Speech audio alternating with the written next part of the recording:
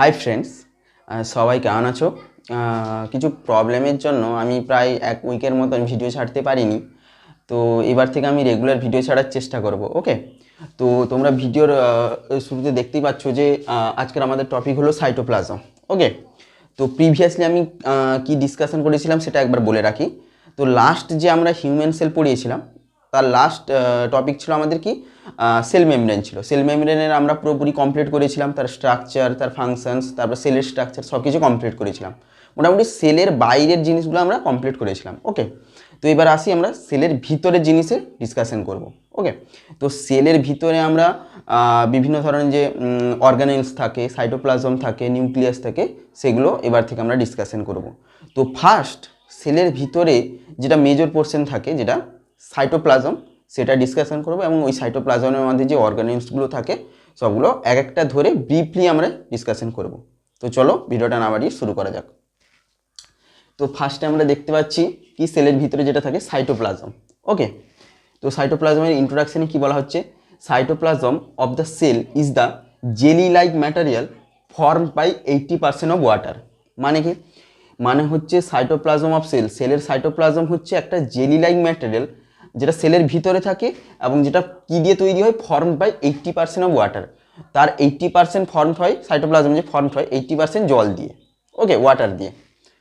তো আর কিছু ডিটেলস আছে। তো বেসিক্যালি সাইটোপ্লাজমের মধ্যে ওই 80% কি জল দিয়ে তৈরি হয় সাইটোপ্লাজম। এই সাইটোপ্লাজমের মধ্যে থাকে একটা ক্লিয়ার ফ্লুইড কন্টেন্ট, ঠিক আছে, যেটাকে আমরা বলছি সাইটোসোল। আর কিছু specific various type, shape and সাইজের কিছু স্পেসিফিক ইনগ্রিডিয়েন্টস থাকে, ঠিক আছে, পার্টিকেলস থাকে, যেগুলো হচ্ছে কার্বোহাইড্রেটস থাকে, ফ্যাটস থাকে, প্রোটিনস থাকে। ওকে, তো বেসিক্যালি এই অর্গানিলসগুলো মানে সাইটোপ্লাজমের মধ্যে সেলের যে অর্গানিলস থাকে, যেরকম রাইবোজোম, লাইসোজোম, তারপর হচ্ছে মাইটোকন্ড্রিয়া, এগুলো সমস্ত কিছু কি থাকে না, সেলের ভিতরে সাইটোপ্লাজমে থাকে। বুঝতে পারলে? এবার আসি, cytoplasm is made up of 2 Jones. মানে সাইটোপ্লাজম যে সেলের ভিতরে থাকে এটা বেসিক্যালি দুটো জোনে ভাগ করা আছে সেলের ভিতরে থাকে অবস্থায়, ঠিক আছে।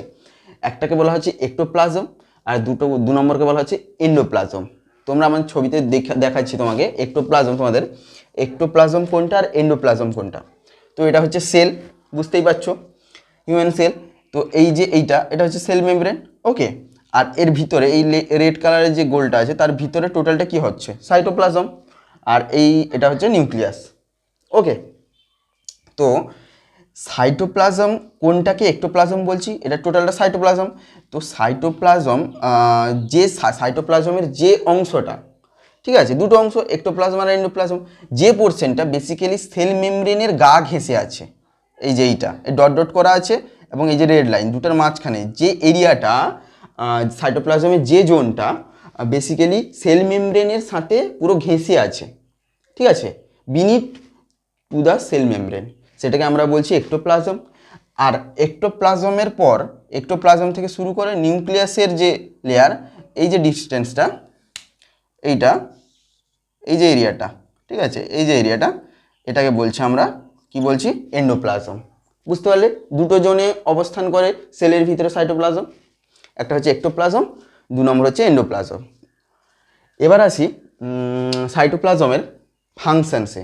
সাইটোপ্লাজমের কী কী ফাংশন, কী কী সেলের জন্য কাজ করে।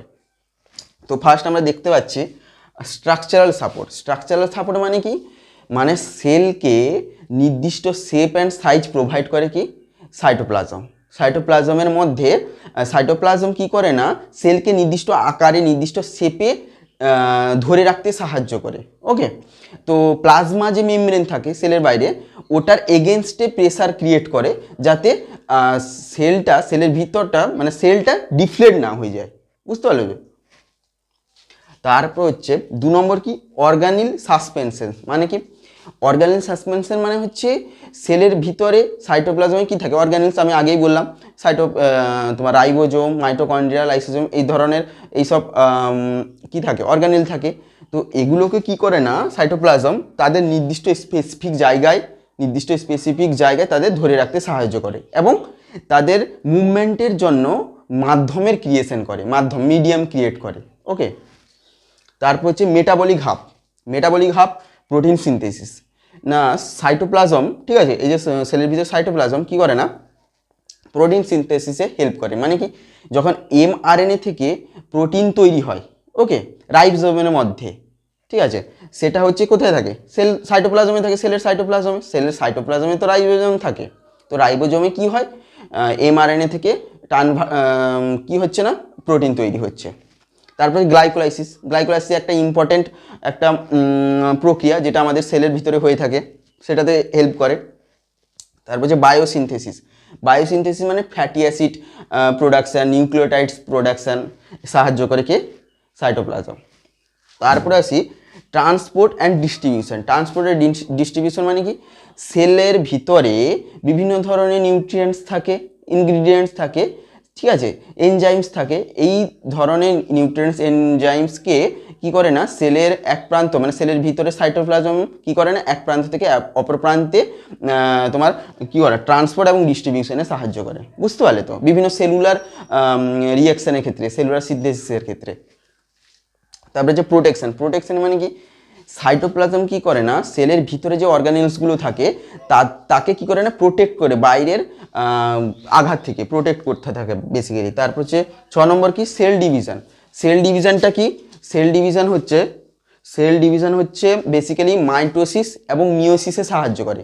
বুঝতে পারলে, মাইটোসিস এবং মিওসিসে সাহায্য করে বেসিক্যালি। তারপর হচ্ছে সিগন্যালিং মানে কি, সিগন্যালিং মানে হচ্ছে যে সেল মেমব্রেনের ভিতরে মানে সেলের যে সাইটোপ্লাজম আছে ওই সাইটোপ্লাজমে কি হচ্ছে না তোমার সিগন্যাল, তোমার একটা সেলুলার যে মানে অর্গানিল থাকে একটা থেকে আরেকটার মধ্যে সিগন্যাল প্রতিস্থাপন করতেও সাহায্য করে। বুঝতে পারলে, সাইটোপ্লাজম সম্বন্ধে আমরা ফুল ডিটেলসে আলোচনা করে নিলাম, আই থিঙ্ক তোমরা বুঝতে পেরেছো।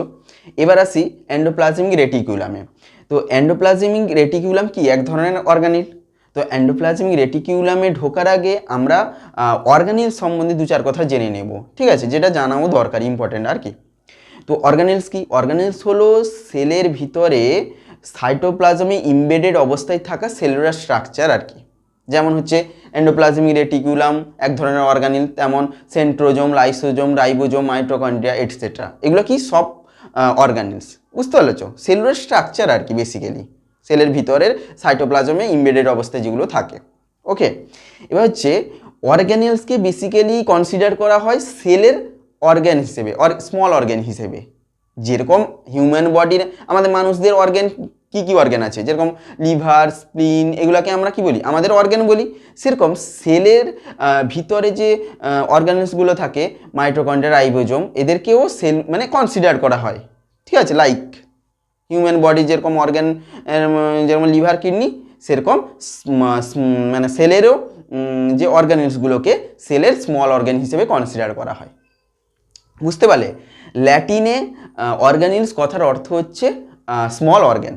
ওকে, এই যে অর্গানেলসগুলো থাকে যেরকম আমি বললাম endoplasmic reticulum, mitochondria, ribosome, lysosome, এরা 2টা ভাগে বিভক্ত থাকে, ঠিক আছে। 2 টাইপের অর্গানেলস হয়ে থাকে basically according to limiting membrane, ঠিক আছে। লিমিটিং মেমব্রেন মানে কি, মানে যেরকম সেলের আমি যে সেল আগে পড়িয়েছিলাম, যেরকম সেল কি দিয়ে কভার থাকে, সেল মেমব্রেন দিয়ে কভার থাকে, ঠিক আছে, বাইরে সেল মেমব্রেন দিয়ে কভার থাকে। সেরকম সেলের ভিতরে যে অর্গানেলসগুলো থাকে সেই অর্গানেলসগুলো কি হচ্ছে না এক ধরনের মেমব্রেন দিয়ে কভার থাকে, ঠিক আছে, সেটাকে আমরা বলছি লিমিটিং মেমব্রেন। এবার বলি সেলের ভিতরে যে অর্গানেলসগুলো থাকে সব অর্গানেলস আবার লিমিটিং মেমব্রেন দিয়ে কভার থাকে না। বেসিক্যালি রাইবোজোম এবং সাইটোস্কেলিটন এই 2 ধরনের অর্গানেলস যেগুলো সেলের ভিতরে থাকে সেগুলোর কোনো লিমিটিং মেমব্রেন নেই।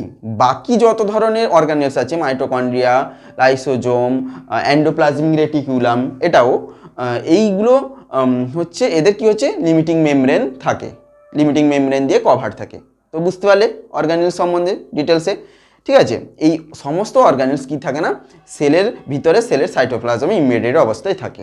বুঝতে পারলে তো, এবার আসি এন্ডোপ্লাজমিক রেটিকুলামে। এটা আগেই বললাম এটা এক ধরনের কি লিমিটিং মেমব্রেন কভার্ড কি হচ্ছে না অর্গানিল যেটা সেলের ভিতরে থাকে। তো এর ইন্ট্রোডাকশানে কি বলা হচ্ছে দেখে নি, endoplasmic reticulum ER is a network of tubular and microsomal vesicular structures which are interconnected with one another. মানে কি, এন্ডোপ্লাজমিক রেটিকুলাম হচ্ছে এক ধরনের নেটওয়ার্ক, মানে টিউবিউলার এবং মাইক্রোজোমাল ভেসিকুলার স্ট্রাকচার, যেটা কি করছে না, আমাদের সেলের ভিতরে, সেলের সাইটোপ্লাজমে একে অপরের সঙ্গে ইন্টারকানেক্টেড অবস্থায় নেটওয়ার্কের মাধ্যমে কি ইন্টারকানেক্টেড অবস্থায় একে অপরের সঙ্গে থাকে। এই টার্মটা মনে রাখো ভালো করে, tubular and microsomal vesicular structure. Tubular মানে কি, হলো টিউব, ঠিক আছে, যেরকম পাইপ হয় না সেরকম টিউবুলার, এবং মাইক্রোজোমাল খুবই ক্ষুদ্র, খুবই ছোট ভেসিকুলার স্ট্রাকচার, ঠিক আছে, যেগুলো কি না আমাদের সেলের সাইটোপ্লাজমে একে অপরের সঙ্গে, আমি পরপর বলবো দিলে বুঝতে পারবে, একে অপরের সঙ্গে ইন্টারকানেক্টেড অবস্থায় থাকে এবং একটা নেটওয়ার্কের মতন তৈরি করে। বুঝতে পারলে তো? এবার আসি এই যে এন্ডোপ্লাজমিক রেটিকুলাম, ঠিক আছে, এর সম্বন্ধে আরও 2-4টা জিনিস আমি তোমাদের বলে রাখছি। কি হচ্ছে না, এটাকে আমি কি বললাম, এটা একটা লিমিটিং মেমব্রেন কভার্ড অর্গানিল, যেটা সেলের ভিতরে থাকে। এই যে লিমিটিং মেমব্রেন, ঠিক আছে, এটাও সেল মেমব্রেনের মতন দ্বিস্তরীয়, মানে হচ্ছে বাইলেয়ার্ড, লিপিড বাইলেয়ার্ড এবং প্রোটিন দিয়ে তৈরি লিমিটিং মেমব্রেন দিয়ে সেলের ভিতরে থাকে। লিমিটিং মেমব্রেনটা অ্যাকচুয়ালি কি, লিমিটিং মেমব্রেনটা হচ্ছে একটা কভার, সেলের যেরকম সেল মেমব্রেন সেরকম তোমার কিছু কিছু অর্গানিলস, ঠিক আছে, যে অর্গানিলসগুলোর যে মেমব্রেন দিয়ে কভার থাকে সেগুলোকে মানে লিমিটিং মেমব্রেন বলছি। যেসব অর্গানিলসগুলো সেলের ভিতরে থাকে সেই অর্গানিলসগুলোর যে মেমব্রেনটা, ঠিক আছে, সেটাকে আমরা লিমিটিং মেমব্রেন বলছি। কিছু কিছু অর্গানিলস, যেরকম বললাম রাইবোজোম এবং সাইটোস্কেলিটনের কোনো লিমিটিং মেমব্রেন থাকে না, ঠিক আছে। এই লিমিটিং মেমব্রেন কি দিয়ে তৈরি হয়, formed by lipid bilayer and protein. বুঝতে পারলে তো? এবার আসি লুমেন। এই যে এন্ডোপ্লাজমিক রেটিকুলাম কি থাকে না, সেলের ভিতরে থাকে, এরা লুমেন, নেটওয়ার্ক বললাম, নেটওয়ার্ক অবস্থায় থাকে, এদের লুমেন থাকে। লুমেন মানে কি, লুমেন মানে হচ্ছে টিউবুলার, মানে একটা গর্ত টাইপের বলতে পারো, ঠিক আছে, সিম্পলি যদি আমি বলি গর্ত টাইপের, ওই হোল টাইপের ওই লুমেনে কি থাকে না, কিছু ফ্লুইড থাকে আর কি, ওই এন্ডোপ্লাজমিক রেটিকুলামের লুমেনে। ওই ফ্লুইডটাকে আমরা বলছি যে এন্ডোপ্লাজমিক ম্যাট্রিক্স। বুঝতে পারলে তো?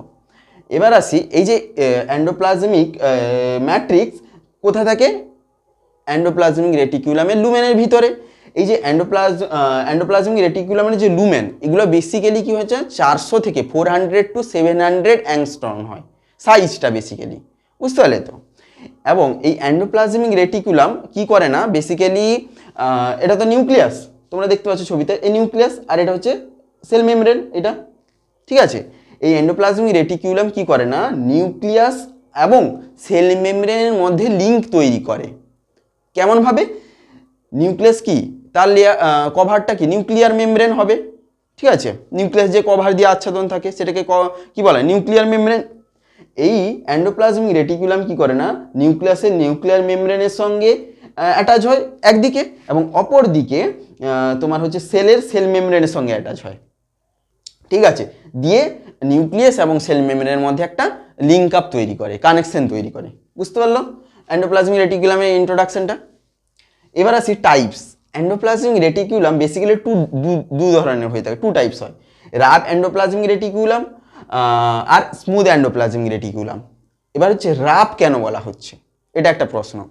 কারণ এন্ডোপ্লাজমিক রেটিকুলাম 2 ধরনের বললাম, রাফ এবং স্মুথ। রাফ কেন, রাফ কারণ হচ্ছে আমার নিউক্লিয়াস সেলের ভিতরে যে রাইবোজোমস থাকে, কিছু রাইবোজোমস কি করে না, এই এন্ডোপ্লাজমিক রেটিকুলামের যেগুলো হচ্ছে রাফ এন্ডোপ্লাজমিক রেটিকুলাম, তার যে রাফ কেন বলা হচ্ছে, কারণ ওই এন্ডোপ্লাজমিক যে পোর্শন অফ এন্ডোপ্লাজমিক রেটিকুলামের আউটার লেয়ারে রাইবোজোমগুলা লেগে থাকে, ঠিক আছে, সেগুলোকে আমরা বলছি রাফ এন্ডোপ্লাজমিক রেটিকুলাম।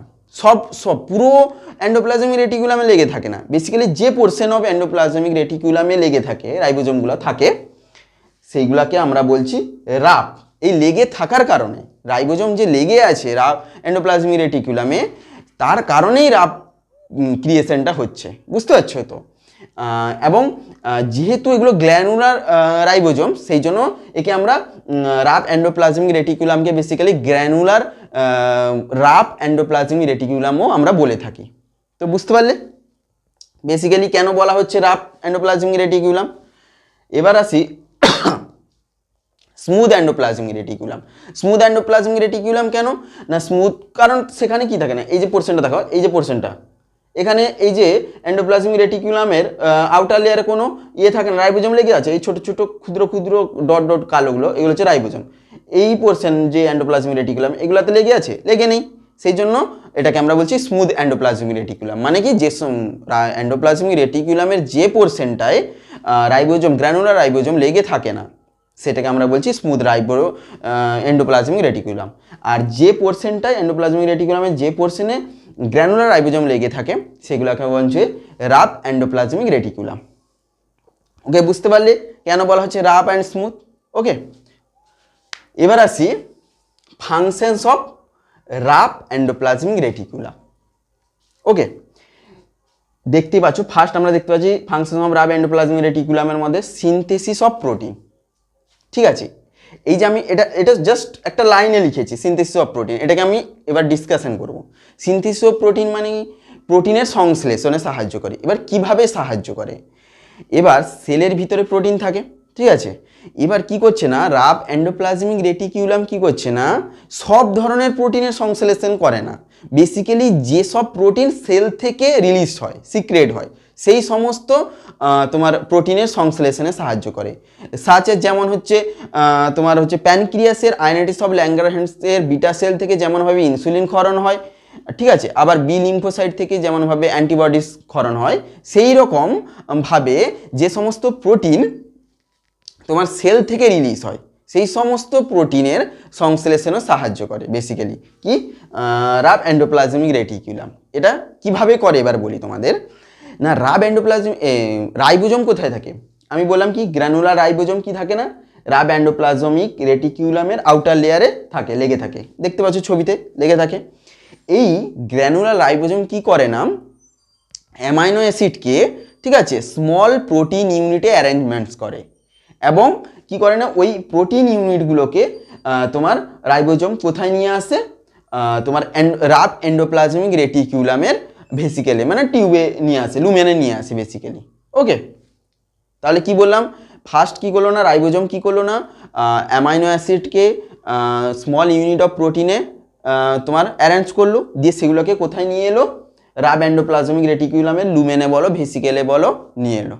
ঠিক আছে, এখানে কি করবে না এই রাফ এন্ডোপ্লাজমিক রেটিকুলাম ওই তোমার স্মল ইউনিট অফ প্রোটিনের সঙ্গে কার্বোহাইড্রেটের সংযোগ ঘটানো হয়, ঠিক আছে, তার দিয়ে তৈরি করা হয় গ্লাইকোপ্রোটিনস। বুঝতে পারছো তো? ওকে, এবং এই গ্লাইকোপ্রোটিনস কি করে না পরবর্তীকালে কি করছে না রাইবোজোমস কি করে ওই এন্ডোপ্লাজমিক রেটিকুলাম ওই গ্লাইকোপ্রোটিনসকে গলগি বডিজ এবং অন্যান্য আদার যত অর্গানিলস আছে সেগুলোকে পরবর্তী যে সংশ্লেষণ পরবর্তী যে প্রসেসের জন্য ফরওয়ার্ড করে দেয়। বুঝতে পারছো তো? এইভাবে প্রোটিন সংশ্লেষে রাফ এন্ডোপ্লাজমিক রেটিকুলাম সাহায্য করে। বুঝতে পারলে তো? 2 নম্বর আসি ডিগ্রেডেশন অফ ওর্ন আউট অর্গানিলস। মানে কি দেখো ওর্ন আউট অর্গানিলস মানে যেগুলো দেখো আমাদের সেলের ভিতরে বিভিন্ন ধরনের অর্গানিলস থাকে, বেসিক্যালি মাইটোকন্ড্রিয়া। এই অর্গানিলসটা কি হয় না মাইটোকন্ড্রিয়া আছে রাইবোজোম আছে, এরা কি হয় না নির্দিষ্ট সময়ের পরে ওল্ড হয়ে যায়, এদের ফাংশন এরা ঠিকঠাকভাবে ফাংশন করতে পারে না, এরা ড্যামেজড হয়ে যায়। এবার কি করে না এই এন্ডোপ্লাজমিক রেটিকুলাম এই যেগুলো যে সমস্ত অর্গানিলসগুলো ফাংশন করে না বেসিক্যালি মাইটোকন্ড্রিয়া রাইবোজোম, তারপর হচ্ছে কাজ করতে পারে না ঠিকঠাক প্রসেসে সাহায্য করতে পারে না, এগুলোকে কি করে না এরা র্যাপ্ট করে নেয়। ঠিক আছে, র্যাপ্ট করে কি করে না ফ্যাগোসাইটোসিস একটা প্রসেসের মাধ্যমে। ওকে,